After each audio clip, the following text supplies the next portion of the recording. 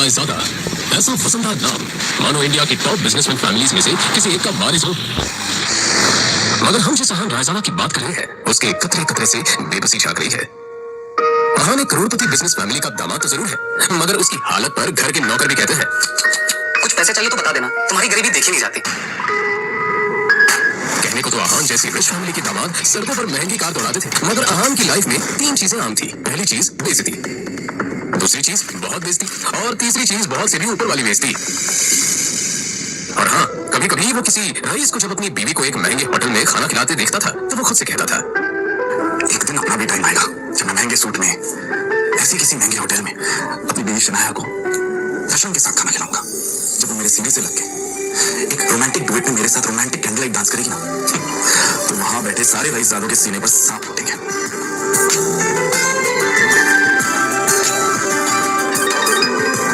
जरूर शनाया ने बोलते हुए अहान चौंक कर उठ खड़ा हुआ। मोबाइल स्क्रीन पर देखा तो शगुन का फोन था। अहान के सारे सपने छूमंतर हो गए।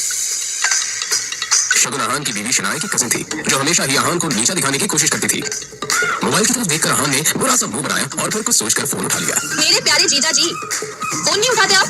अच्छा वो सब छोड़िए, आप एक काम कीजिए, साहू ज्वेलर्स में मेरा एक नेकलेस पड़ा है, मैंने ओनर को कॉल कर दिया है, वहाँ जाके नेकलेस कलेक्ट करके मेरे घर पे आ जाइए। शगुन, मुझे बैंक जाना है। बैंक जाने का तेवर किसी और को दिखाइएगा जीजा जी, वैसे भी आपको हमारे फैमिली के टुकड़ों पर ही पलना है ना?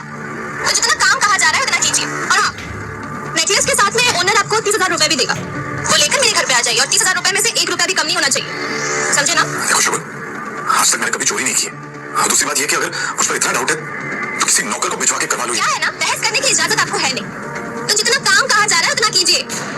1 घंटे के अंदर नेकलेस और पैसे लेकर मेरे घर आ जाइए।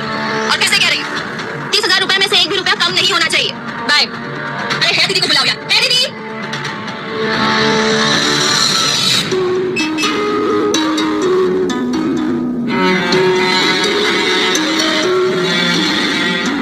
जल्दी अहान फ्रेश होकर बाथरूम से बाहर आया और जल्दबाजी में अपनी अलमारी की तरफ बढ़ा, जिसमें 2 जोड़ी पुराने कपड़े रखे थे। उनमें से जो सबसे साफ कपड़ा था, अहान ने उसे पहनने के लिए चुना।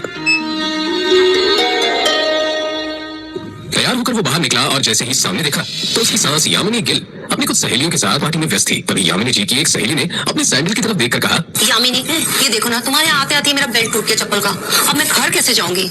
इसमें टेंशन लेने वाली कौन सी बात है? तुम पार्टी एंजॉय करो, मैं नौकर से कह दूंगी वो ठीक करवा कर लाएगा। ना ना, मैं नौकरों पे भरोसा नहीं करती, मेरी चप्पल महंगी है, तो एक बार टूट गई चप्पल तो मैं दोबारा पहनती नहीं हूँ, लेकिन क्या करूँ, घर भी तो जाना है ना। अहान उस तरफ से निकला था जब यामिनी जी की नजर उस पर पड़ गई। क्यों मरी? नौकर नहीं है, नौकर से थोड़ा ऊपर ही है, वो तुम्हारा काम अच्छे से करेगा। सुनो, ये चप्पल लो और इसे ठीक करा कर लाओ। तभी यामिनी जी की सहेली ने कहा, यामिनी, ये सब काम दामाद से अच्छा नहीं लगता। अरे तुम इतना टेंशन क्यों ले रही हो? वैसे भी ऐसे ये सब काम करने में बड़ा मजा आता है। तुम लोग को भी कोई काम नहीं रहा। दामाद है तो क्या हुआ, चप्पल भी ठीक नहीं करा सकता? कुछ तो करे।